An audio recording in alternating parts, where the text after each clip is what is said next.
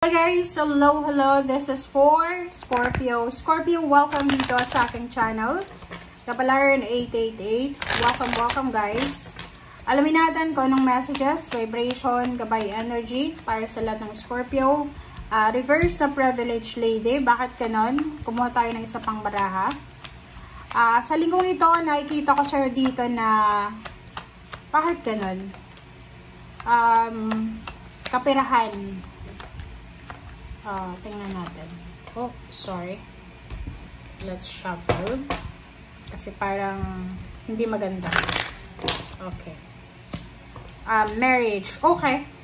So, nakikita natin dito, doon sa mga Scorpio na you're planning to get married. Siguro hindi muna siya matutuloy because of the financial problems. So, parang ganon. Kung makikita mo dito, sinasabi ng baraha sa'yo, Scorpio, na yung planong magpapakasal ay posibleng hindi pa matuloy. Like, ngayong linggong ito ay magpaplano ka. Pwedeng may sagabal, may obstacles, and then may challenges na may encounter ka na pwedeng hindi matuloy. Okay? Thank you guys. Ang ganda ng mga barahan nyo sa linggong ito. Yung parang ang intuition nyo ay sobrang, anong tawag dyan? Yung barahan nyo is direct to the point. Or maybe dala lang to ng Scorpio, new moon ng Scorpio sa araw na to. Kasi sobrang ganda ang flow ng messages. Hindi maganda yung message na to kasi hindi matutuloy yung kasal because of financial problems. But yung flow niya is direct to the point. Walang paligoy-ligoy.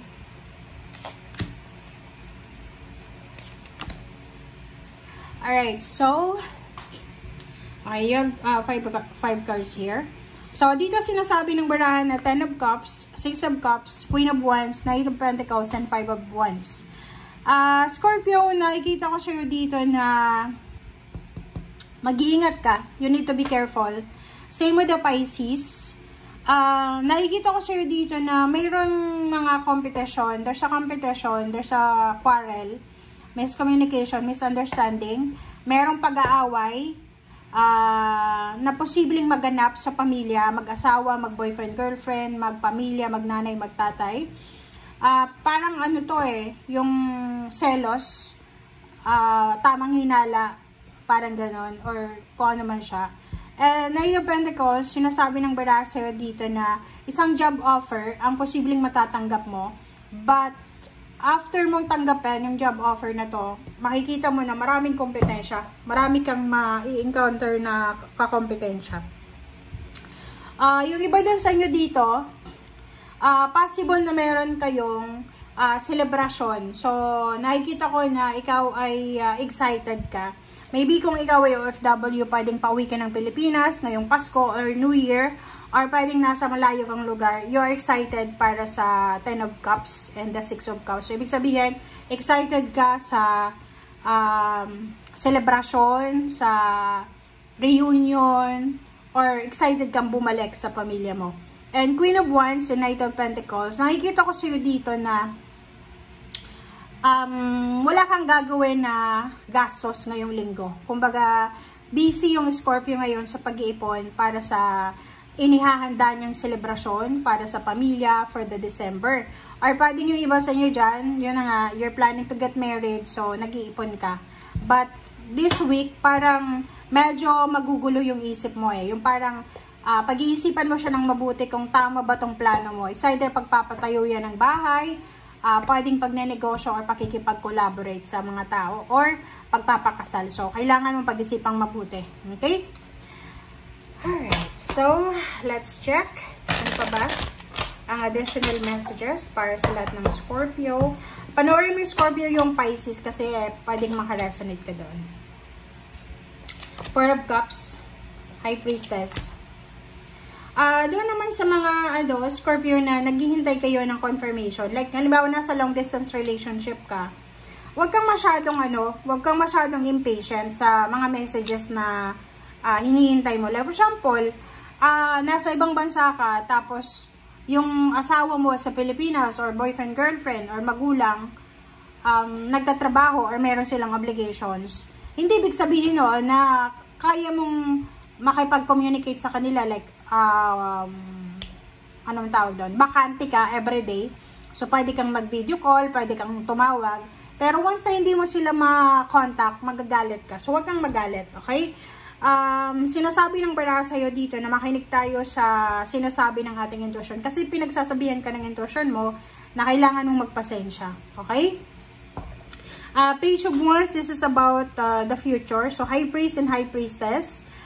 Sinasabi ng bara sa'yo dito, Scorpio, na sa pagsapit ng mga susunod na araw, especially pagtapak ng 2026. Kasi ano to future yung Page of Wands. So, pag change ng year, ng taon, sinasabi ng bara sa'yo na kailangan mong baguhin yung sarili mo. Kasi, minsan, 'di ba, pag nagdesisyon ka, ganun na talaga yon, yung wala ka nang pakialam. So, dito sa High Priestess, tsaka sa High Priest, sinasabi ng bara sa'yo dito na, bago ka gumawa ng desisyon, bago ka mag-isip ng negative, bago ka maghinala, kailangan mag-research ka muna. Okay? Like for example, sa usaping trabaho tayo dito ha, sa katrabaho, sa boss mo, ganyan, ganito. If you have problems sa katrabaho mo, kailangan mong kausapin mismo yung katrabaho mo or yung boss mo, kung may problema ka sa kanya. And huwag mong sasabihin yung concern mo sa kapwa mo katrabaho. Like for example, ang problema mo is sa person A, huwag mong sasabihin sa person B yung concern mo. Kasi, sabi ng bara sa'yo dito, mas lalo kang may stress, mas lalong gugulo yung sitwasyon kung hindi mo direktang sasabihin sa taong concern yung concern mo.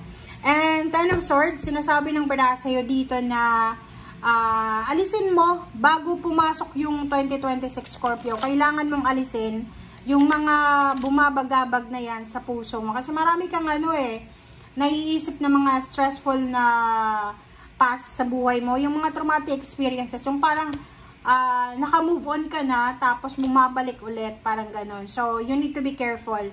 And King of Wands, Nine of Wands. Nakikita ko sa'yo dito, sobra-sobra kang workaholic. Kumbaga, sobra-sobra kang abala sa trabaho mo. And pagod na pagod ka na. So, counting tiis pa, makakapagpahinga ka na.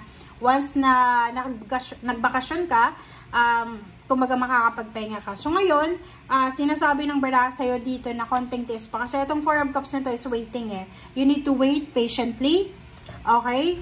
And isipin mo na mabilis lang yung araw lalo na kung ang bakasyon mo is December, konting araw na lang, pa-uwi ka na ng Pilipinas or pa-uwi ka na ng pamilya mo, 'di ba?